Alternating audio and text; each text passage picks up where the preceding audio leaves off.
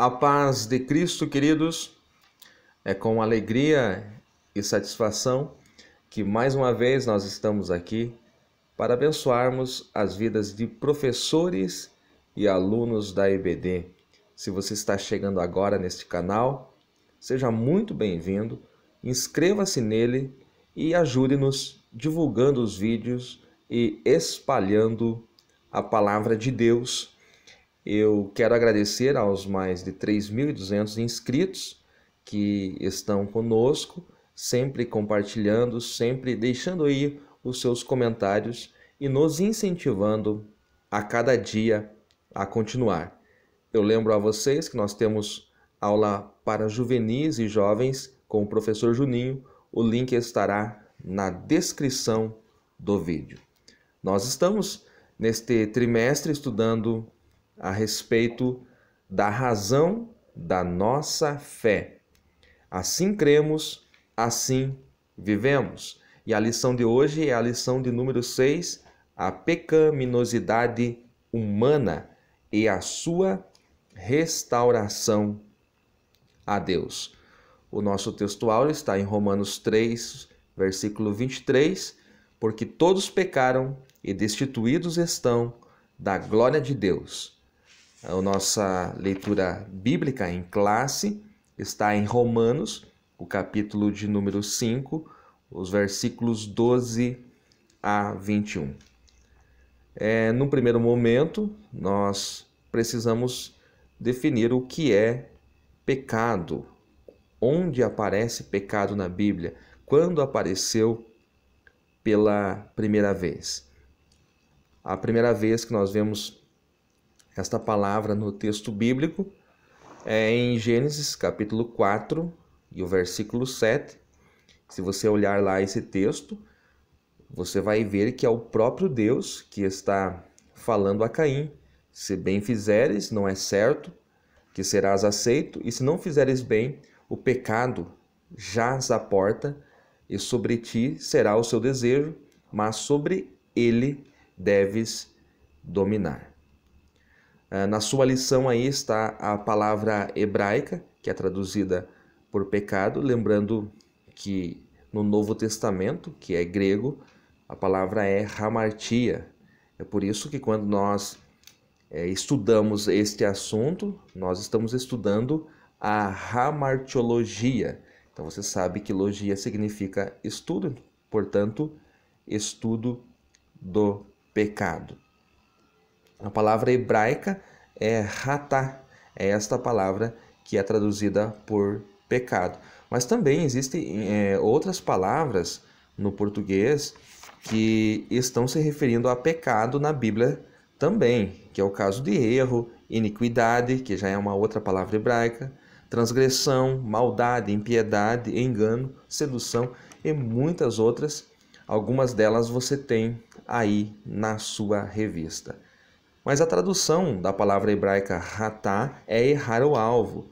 E eu queria que você visse algo no livro dos Juízes. Eu vou lá no capítulo de número 20 e o versículo 16, que você vai ter uma clara noção do que esta palavra significa. Diz assim, Juízes 20, verso 16. Entre todo este povo havia 700 homens escolhidos, canhotos, os quais atiravam com a funda uma pedra em um cabelo e não erravam. Então ali aparece a palavra ratá e quer dizer não pecavam. Então pecar nada mais é do que aquilo que você sempre aprendeu, que é errar o alvo. E nós falamos muito a respeito do pecado de Adão e Eva, mas o pecado ele não começou com Adão e Eva. Qual foi a origem do pecado? É isso que nós vamos ver agora. E se você quiser analisar os textos, há necessidade de você ir para Ezequiel, o capítulo 28 e o versículo de número 13, do que o profeta está falando ali. O profeta está falando a respeito do rei de Tiro, mas também está falando a respeito da queda de Lúcifer. Portanto, é uma profecia ambígua, ela tem um duplo cumprimento, é uma projeção profética do que vai acontecer com o rei de Tiro, mas está se referindo ao que aconteceu lá no Éden celestial com Lúcifer. Então, o local onde as coisas acontecem é no Éden, mas não é o Éden de Adão, não é o jardim aqui na terra, não. É o Éden celestial, e este Éden é mineral e não vegetal como o Éden de Adão. Aí você pergunta, professor, como se sabe estas informações? É só você ler 28:13 de Ezequiel: estiveste no Éden, jardim de Deus, e ali de toda a pedra preciosa era a tua cobertura. E vai citar aí uma série de pedras preciosas, algumas conhecidas e algumas até desconhecidas hoje pelos estudiosos. Então aqui nós estamos se referindo ao Éden celestial, que era mineral, que ficava no Monte Santo de Deus. Então aqui esta criatura que nós estamos falando era o querubim ungido, conforme você vê no versículo 14. Querubim vem da palavra queruv, que quer dizer guardião. E o verso 15 diz que ele era perfeito nos caminhos dele, desde o dia em que foi criado, até que se achou iniquidade em ti. Então é assim que fala o verso 15. E aí, para nós sabermos que iniquidade é esta, nós precisamos ir para o livro do profeta Isaías. Nós vamos lá. Agora, Isaías, o capítulo é o 14 e o versículo é o 12. E diz assim: como caíste desde o céu, ó Lúcifer, filho da alva. Então, tenha cuidado, porque a maioria das traduções de Almeida coloca ali estrela da manhã, é uma tradução errada. Então, estou lendo aqui na Almeida Fiel, que diz: como caíste desde o céu, ó Lúcifer. Olha só, no verso seguinte, o versículo 13, diz assim: tu dizias no teu coração, subirei ao céu acima das estrelas de Deus, exaltarei o meu trono, e no monte da congregação me assentarei aos lados do norte, subirei sobre as alturas das nuvens e serei semelhante ao Altíssimo. Então, qual foi o pecado deste ser que foi criado por Deus de forma perfeita para refletir a glória do Senhor? Qual foi o pecado que ele cometeu? Qual foi o erro de alvo que ele cometeu? Foi o orgulho, foi a soberba, a arrogância e a prepotência. Então veja bem, o alvo deste ser aqui era ser um espelho da glória de Deus, mas ele não se contentou, ele quis ser como Deus. E aí, o seu fim, você já sabe, está registrado lá no livro de Apocalipse. O que está preparado para ele é o lago de fogo. O alvo dele? Ser um espelho, refletir a glória de Deus nele. A perfeição que estava nele era um dom de Deus, mas ele não se contentou. Ele quis ser como Deus, e agora o que está reservado para ele é o lago de fogo. Sabendo aí da origem do pecado no Monte Sião, aí no Éden celestial, agora você pode analisar aí a vida de Adão e Eva para vermos o pecado aqui na terra. Então, em Romanos, o capítulo 3 e o versículo 23, que é o nosso textuário, diz: porque todos pecaram e destituídos estão da glória de Deus. Este versículo, ele mostra algo muito profundo. Ele mostra a condição de Adão e Eva antes de pecar. Eles estavam vestidos com a glória de Deus. Então, a luz de Deus era a vestimenta deles. Que luz era essa? Não era uma vestimenta que eles colocavam e tiravam, não. Era a luz inerente da própria glória de Deus que estava neles. Uma vestimenta celestial que fluía do seu homem interior. Então, onde eles andavam, do interior deles fluía esta luz que fora o Senhor que dera a eles. Olha só o que aconteceu. Eles trocaram a luz da glória de Deus por folhas de figueira. Eles não precisavam se cobrir, porque a glória de Deus os cobria, os envolvia. Aí, quando eles pecaram, a primeira coisa que eles notaram foi que eles estavam nus. Então, eles tomaram as folhas de figueira, cozeram e colocaram em volta do seu corpo para cobrir a sua vergonha. O alvo de Adão e Eva era o próprio Senhor, pois o Senhor queria ter com o homem um relacionamento contínuo. E Deus deu a liberdade a eles. Eles tinham a liberdade de escolha, mas o homem usou mal essa liberdade. O homem proclamou a sua independência do Criador, a independência do Senhor, ao decidir desobedecê-lo, ao decidir ir contra a sua palavra e ouvir a voz de Satanás. Então, o homem trocou o alvo dele, que era o próprio Senhor, que era o relacionamento na viração do dia, face a face com o Senhor, pela ambição, pelo desejo de ser maior, pela cobiça, pela árvore do conhecimento do bem e do mal. O que é pecado? Pecado nada mais é do que a transgressão da lei, conforme o apóstolo João diz na sua primeira carta, capítulo 3 e o versículo de número 4. Aí você diz, mas não havia lei nesse tempo. A palavra de Deus, ela é lei perfeita. E esta lei, ela nos dá vida. Quando nós transgredimos esta lei, nós cometemos o pecado. E toda a iniquidade também é pecado, conforme o mesmo apóstolo afirma no capítulo 5 da mesma carta e o versículo de número 17. A palavra iniquidade, ela no original hebraico é avon, que quer dizer entortar ou torcer. Quando nós pegamos algo que Deus fez e torcemos, e entortamos e mudamos o original, nós estamos cometendo iniquidade.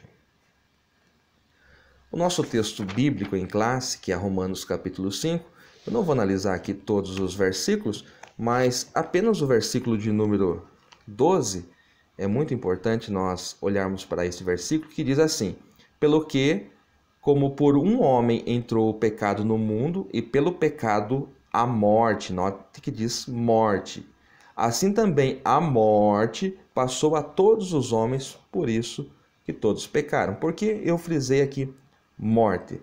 A morte passou a todos, não o pecado. O pecado não é biológico, o pecado não é genético que passa de pai para filho aí. Não. O que passou a todos os homens foi a morte. Mas a morte não é pecado? Não. A morte é o juízo sobre o pecado.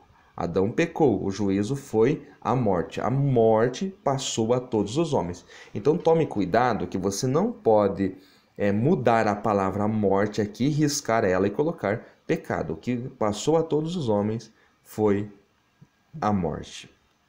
Aí no versículo 13 diz assim, porque até a lei estava o pecado no mundo, mas o pecado não é imputado não havendo lei. Então a morte era um juízo geral sobre o pecado. Então todos os homens que vieram depois de Adão e pecaram também, eles já estavam condenados à morte. A morte era o juízo sobre todos. Então não importava se esse homem roubasse, matasse, como Lameque, que matou 2 homens. Não importava se esse homem matasse 3, 4, adulterasse. Ele já tinha um juízo que ia acontecer um dia, que era a morte. Então os pecados individuais não eram tomados em conta. Quando Deus deu a lei a Moisés, aí os pecados individuais passaram a ser julgados. É por isso que você vê no versículo 14, a morte reinou desde Adão até Moisés, até sobre aqueles que não pecaram. Aí quando chega em Moisés, Deus dá a lei e a lei vai julgar os pecados individuais. Um exemplo, o homem que adulterasse já havia a pena, o juízo sobre ele, que era a morte. Mas agora, na lei, quando Deus dá a lei aos homens, aquele que adulterasse, homem e mulher que adulterassem, eles seriam já julgados imediatamente e o juízo era a morte imediata. Então, a lei veio para controlar a devassidão, a depravação da humanidade que estava se multiplicando e muito. Então, todos os homens que vieram depois de Adão, eles pecaram à semelhança de Adão. Todos pecam à semelhança de Adão. Então, não existe aquele negócio de eu colocar a culpa em Adão, que eu sou inocente, mas Adão é o culpado. Não. Todos os homens pecaram. É isso que o versículo, nosso textual, está dizendo. Todos os homens, à semelhança de Adão, também pecaram. Não houve um justo, alguém que pudesse vencer o pecado pelo seu próprio esforço. E se ninguém pode vencer o pecado pelo seu próprio esforço, agora nós temos, então, um problema. Mas Deus tem a solução. E é disso que fala o nosso terceiro tópico, a solução para o pecado. E eu quero trazer aqui a solução de Deus para o pecado. Quando o homem caiu, ainda no Éden, Deus já tinha um plano elaborado. Deus não foi pego de surpresa. E qual era o plano? O plano da salvação.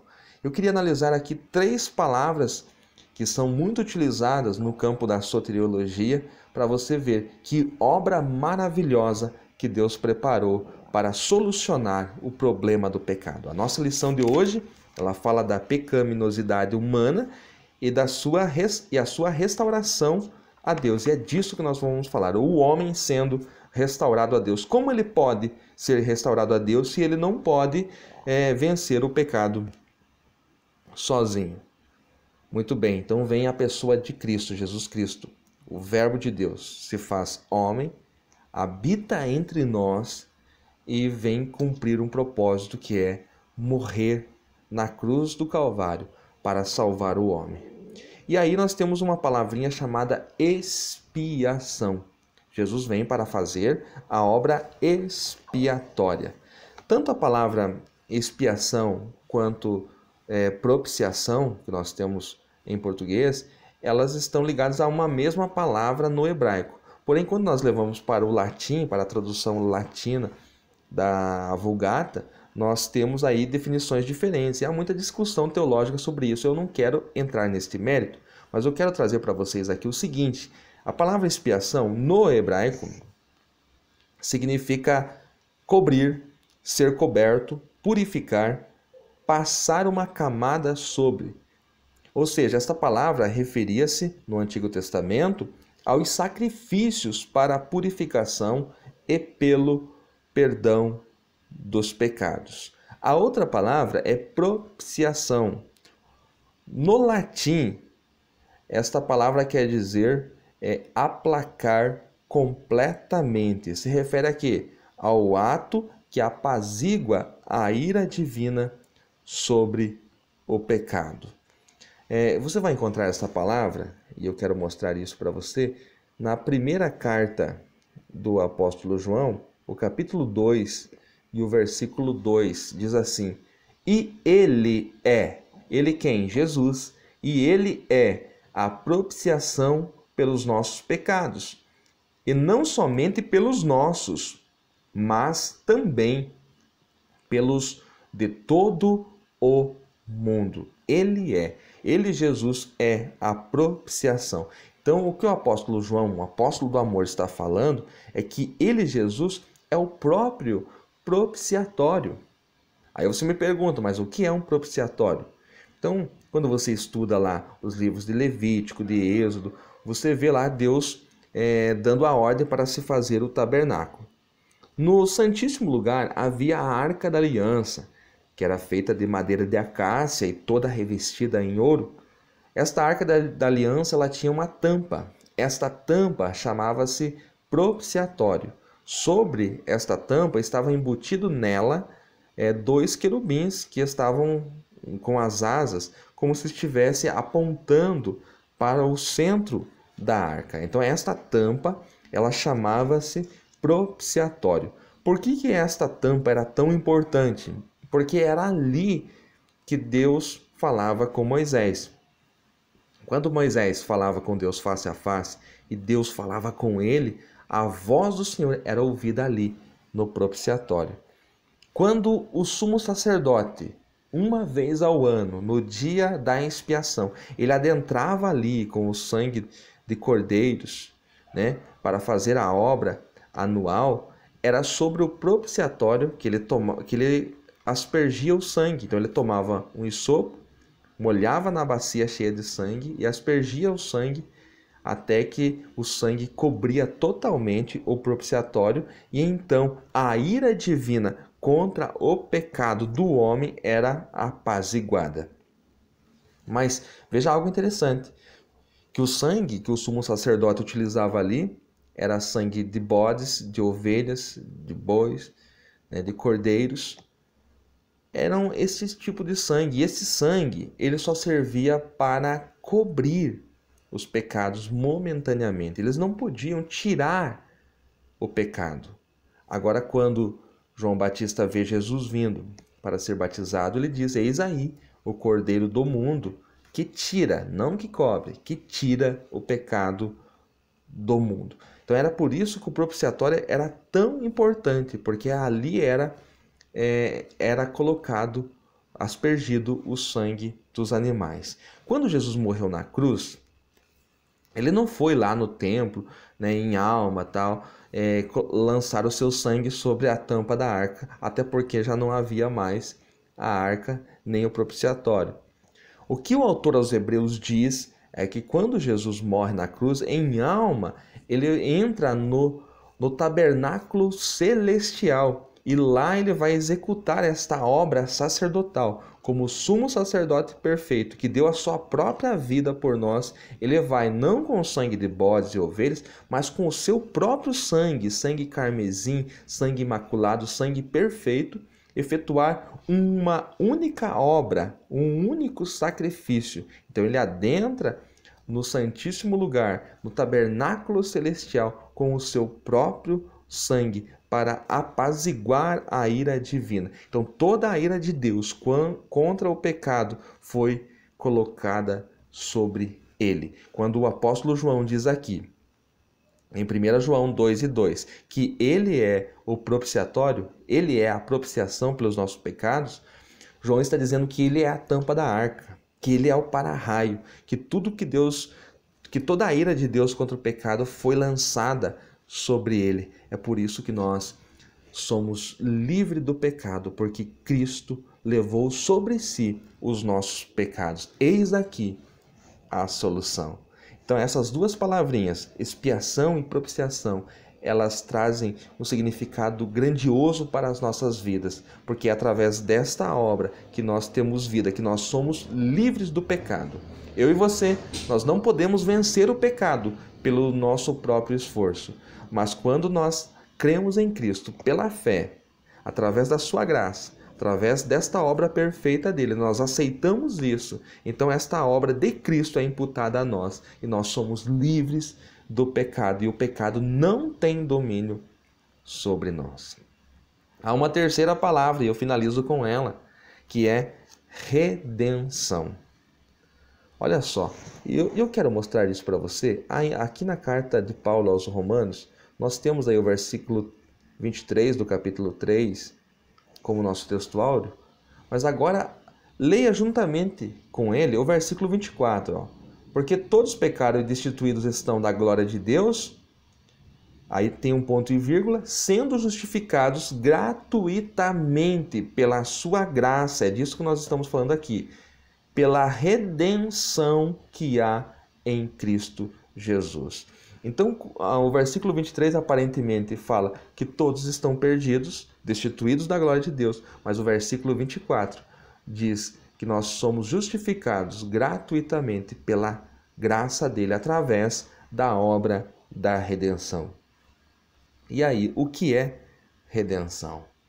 A palavra redenção, ela vem do latim redimo, que quer dizer preço pago para comprar de volta um escravo ou cativo, tornando-o livre pelo pagamento de um resgate. Então nós éramos escravos. Escravos de quem? Do pecado, Nós não poderíamos vencer o pecado pelo nosso próprio esforço. Aí vem alguém e nos compra. Então agora o nosso dono é Cristo.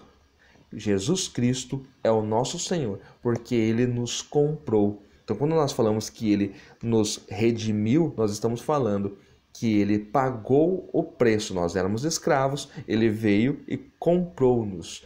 Comprou com o quê? Com ouro, com prata? Não. Ele nos comprou com o seu próprio sangue carmesim. Sangue perfeito, sangue imaculado. Você e eu, nós não fomos comprados com dólar, com real, com ouro ou prata. Nós fomos comprados, nós fomos redimidos pelo sangue do Senhor. Então, quando você falar essa palavra redenção, lembre-se da força que ela tem no seu original.